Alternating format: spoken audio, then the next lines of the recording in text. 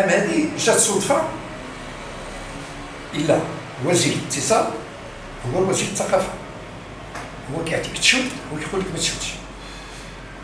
يعني شوف المستوى ده تناقض، نفس الوزير كيعطيك باش تشد كتشد، كتمشي تقول له تعمل كراج ولا نعمل هذا يقول لك لا، هذه راه ما كاينش في الدنيا هذه. هذه الفكره ديالي انا كرئيس، لانه خممت 60 سنه ديال الغرفه ما جاتنا والو، حتى حنا دافينا وعينا ما نبكيو وعينا ما نشكيو، والحاله كتزيد تفلس كل نهار على نهار، شفنا راسنا علينا بحال اللي فاشلين، ولهذا ما عندها معنى تكون واحد الغرفه.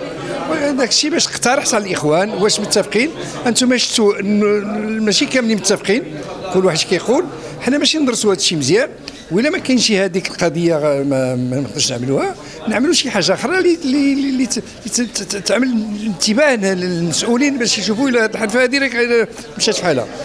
هذا سي بروبليم غير ديال افكار، لانه هذه قاعه السينما كتكون سينما كيكون عندها رخصه كيعطيها لك وزير الاتصال، وملي كيعطيك الرخصه وزير الاتصال كتمشي تعمل فيها شي حاجه، كيجي وزير الثقافه كيقول لك لا هذيك خصها تبقى القاعه هكذاك، واخا تبقى هكذاك مشدوده ولا تبقى هكذاك.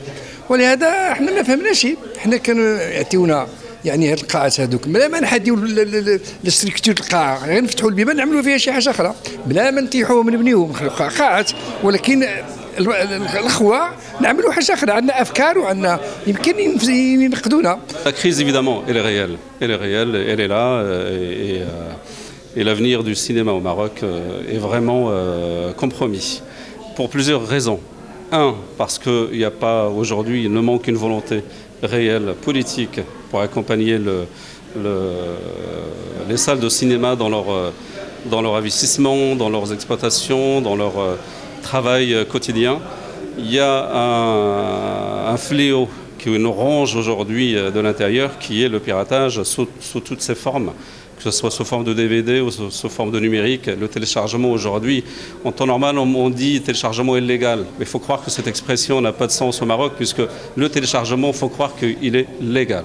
Et aujourd'hui, on voit bien qu'il y a, dès lors qu'il y a une lutte, que ce soit en Europe ou ailleurs, de ce fléau, les résultats sont là et le spectateur retrouve sa salle de cinéma. اللي فاحنا في حقه في واحد الاجمال اللي معينا، ما حنا كنديروا ديرينيو دائما هذا بلا فائده نهائيا، وبالاخص حنا اللي باقي ما وصلتناش لا نوميريك لا والو لا دعم لا والو، كنخدموا غير بالافلام القديمه. والغريب في الامر حتى ان بعض المنتجين خداو حتى الفيلم اللي كانوا عند الموزعين خداو افلامهم، حتى اللي كنا كنتعاونوا بداك لي كوبي مره كنتعاونوا بهم، دابا كنخدموا الفيلم كنعاودوه 5 6 المرات غير باش تبقى ديك القاعه محلوله في وجه دوك الناس اللي خدامين.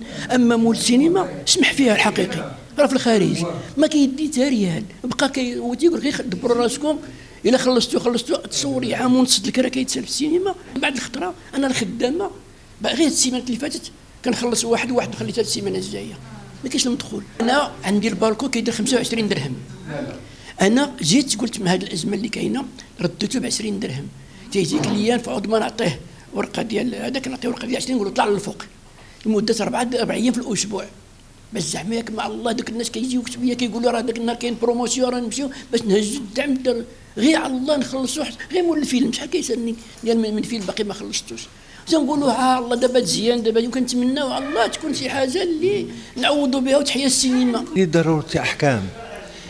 On est acculé. Quand l'insan il est au bord du gouffre, qu'est-ce qu'il fait? Un pas en avant ou il retourne? S'il fait un pas en avant, c'est terminé. On ne peut pas aller plus loin. Le cinéma a été assassiné dans ce pays. Par qui? Par l'État lui-même. L'État qui a encouragé la création de ce cinéma à travers tout le royaume et qui nous faisait payer 40% de taxes sur les recettes, nous tue en les permettant à la piraterie de s'installer partout dans tout le Maroc et ouvrir les cafés comme ça le cinéma. Pas possible. Je ne défends plus le cinéma parce que je n'ai rien à défendre maintenant. Le cinéma est perdu. Qu'est-ce que je vais défendre? Un mort. Il est mort. Il faut l'enterrer tout simplement. Parce que vous vous rappelez, il y a des années, quand j'ai défendu le cinéma, il fallait installer le numérique, il faut équiper les salles.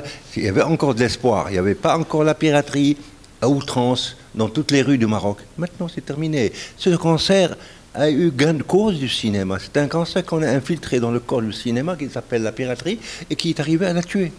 Maintenant, on enlève la piraterie. On ne sert à rien. Les gens ne reviendront pas. Parce que les jeunes ont trouvé d'autres loisirs. Ils préfèrent aller jouer au football, voir un match de football devant la télévision ou s'occuper des téléphones. Vous voyez dans la rue quelqu'un qui n'a pas un téléphone dans la main et qui est en train de s'amuser avec le téléphone. Il n'a pas le temps d'aller au cinéma. يعني السينمات درسوا بيناتهم يعني بيناتهم الحكومه والوزراء والمكلفين بلا ما يعيطونا يشتركوا معنا قالوا الحل لهذا الشيء هو نعملوا ملتيبلكس.